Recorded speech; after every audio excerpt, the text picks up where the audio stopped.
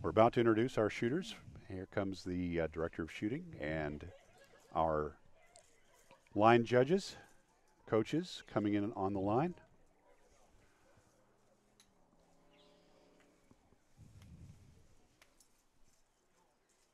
In lane number 1 and shooting first, Bartron.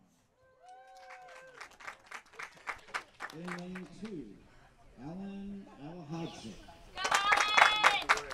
So Eli's going to be shooting first. Eli of the Heritage Archery Academy, and he's off facing Pineapple Joad's Alan Alihodzic. Pineapple Joad, of course, the program run by Brady Ellison's dad and coach, Mel, down in Arizona. Once again, it's going to be Eli shooting first, 50 meters to the target. The wind doesn't seem to have changed a bit from our first match. No, they have a little bit less of a mist in the air, though. Oh, you're right. It's gotten a bit brighter. It has, indeed. I'm not absolutely sure if that's going to hurt or help. It does change how you see your peep when the light changes sometimes. When they were practicing earlier, it was a bit darker, wasn't it? It was quite a bit darker when they were practicing. Okay, opening shot is a dead center X. 10. Eli with a nice opening arrow. And Alan is about to shoot. There's a 10. Maybe just outside the X ring. Solid shot, though.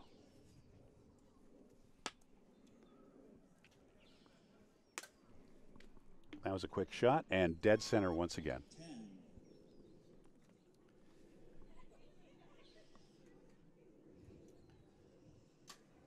And another 10. 10.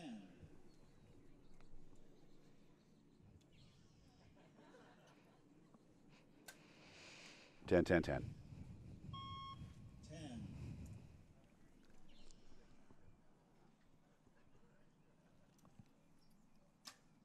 And unfortunately an 8 on that shot. So it's going to be a bit of an uphill climb for Allen. He'll be shooting first on the next end.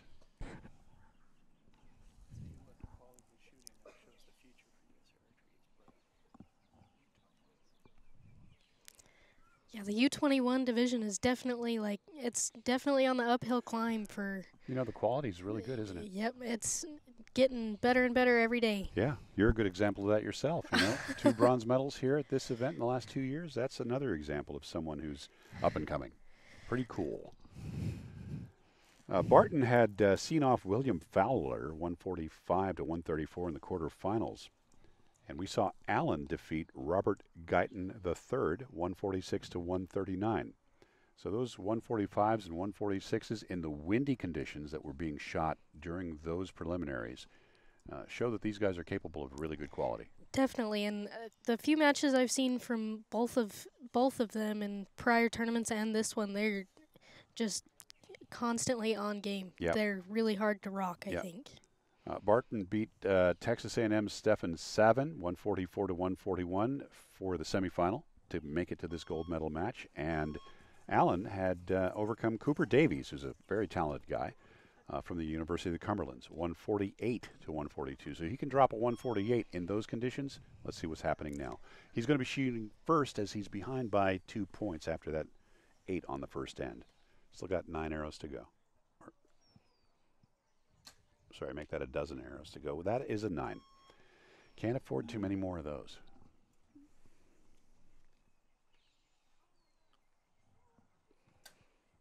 Ten, another X. 10. Eli shooting really solidly right now. He is. He's definitely on a roll right now. Conditions are, you know, not much better than you can expect here in this particular venue. For many years, it has been really common for the wind to shift back and forth on this venue, and right now, it's about as forgiving as I've ever seen it. I think you're right. It's definitely more consistent than I've ever seen it. But we just saw Eli pop an 8, giving a little bit of breathing room to his opponent. 9. A 10 and 2 9s for Allen. Eli with a 10 and an 8. So the best he can hope for is another 10, and there you have a 10-9 liner. It looks like a 10 from here. So they tied on that end. They did. We're back to a 2-point deficit right now, unofficially on the board for Allen. Alihodzic. You know, this game of outdoor, 2 points is really not a whole lot. Yeah. You can. Depends on who you're up against, I guess. Yeah, for sure. Allen was started in the sport by his dad a few years ago. He's never shot anything but compound, and obviously making some progress here.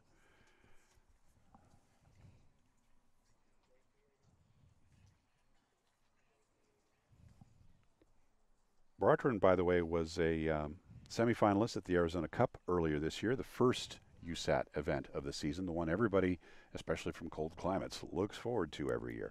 Yes. Arizona Cup had an enormous turnout this year. The waiting list alone was something on the order of 120 people. There was something on the order of nearly 800 competitors accommodated at Ben Avery, where the Arizona Cup has been shot for the last 20 years or so. You know, back in the old days, we used to shoot the Arizona Cup at Arizona State University on the campus there. Really, really nice venue, but unfortunately there's business buildings there where we used to have the tournament. Yeah. So we're very fortunate to have the great organizers of all of these events, Gator Cup, the Arizona Cup, and here the Easton Foundations, not only supporting the Gator Cup, but also the SoCal Showdown. We're back in action, end number 3. Allen's about to shoot. And there's a 10. 10. He's going to need to keep that up to keep the pressure on, isn't he? Yes, he is.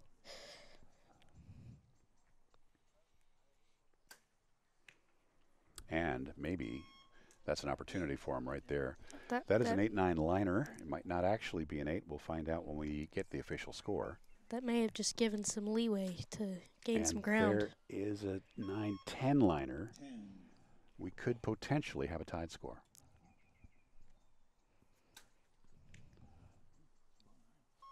Yeah, that is just out. It's a low 9. We could be looking at a reversal here, couldn't we? I think so. I think the nerves are definitely on right now. Well, I'll tell you what. Allen just delivered himself another 10, doing himself all kinds of favors with that shot. Yes, he did. May be up as much as 2 points by the time we finish this one. Okay, 10. coming back with a 10. Let's find out what the official score is as the judges get a closer look at a couple of those liners. But right now, we either have a draw or we could even be looking at a reversal. I think it's going to be, could be an interesting match from here. Well, it already is. Absolutely. It is.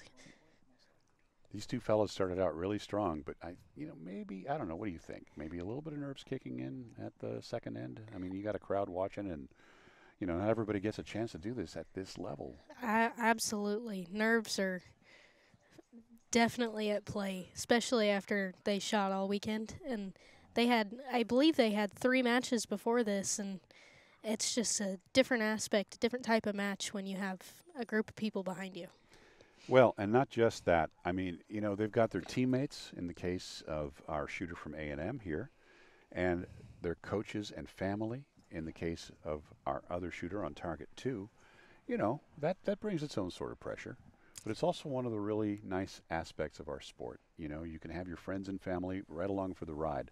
You don't get that sort of thing in some other sports. This really is a family sport, and one of those things that makes our sport as accommodating as it is, Yep, it's definitely one of those things that you can do with your family forever. Okay, as you predicted, we have a 1-point differential now in favor of Allen. So it's come from behind time for Eli Bartron. 10. 10 points on that shot, so let's see what we get here. A 9 will draw, a 10 will maintain the lead. And it's a 10. So Allen 10. Alihodzic now in the lead. 9 arrows have been shot. And there's number 11, arrow number 11 with a 10.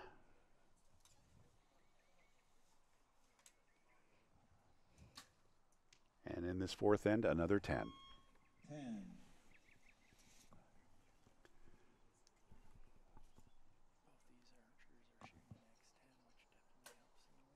And there's another 10.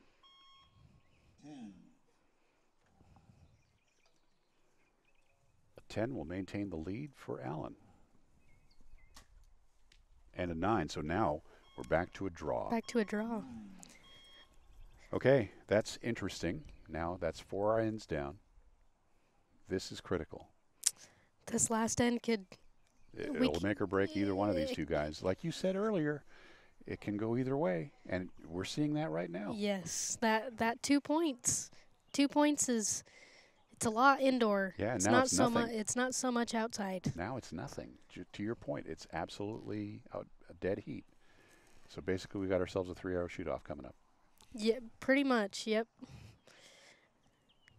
Could be seeing a little more confidence come back in this last end from both of them. They better both pretend they've got it anyway. Yes. The last thing you want is to not feel confident going into the last 3 arrows in a match at this level. These guys are both shooting really well. They are shooting very well. Okay. So we're back to our original shooting order. It's going to be Eli shooting first on target number 1. As we go to a draw, and we've got just 3 shots left to decide this gold medal. Winds haven't changed a bit. The light is just about at the same level. This has been a consistent match from a conditions standpoint. At least these guys haven't had to put up with differences there. Yes. No mist so far. 10.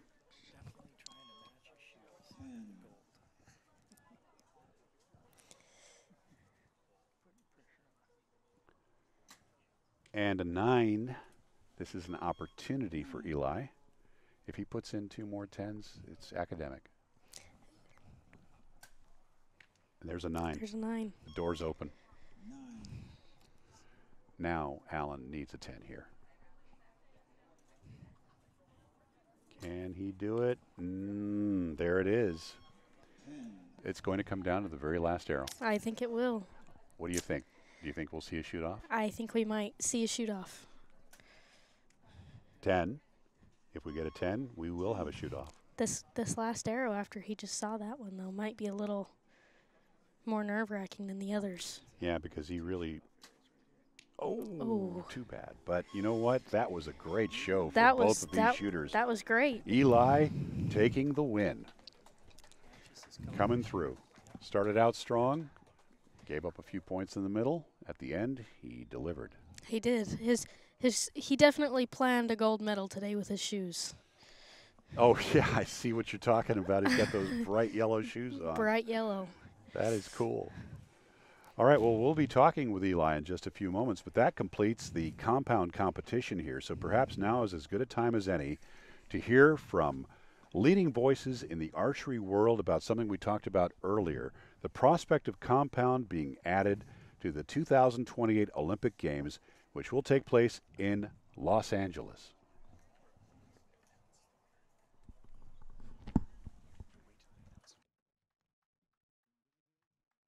Eli Bartron, our gold medal winner, and taking home the silver, Alihodzic.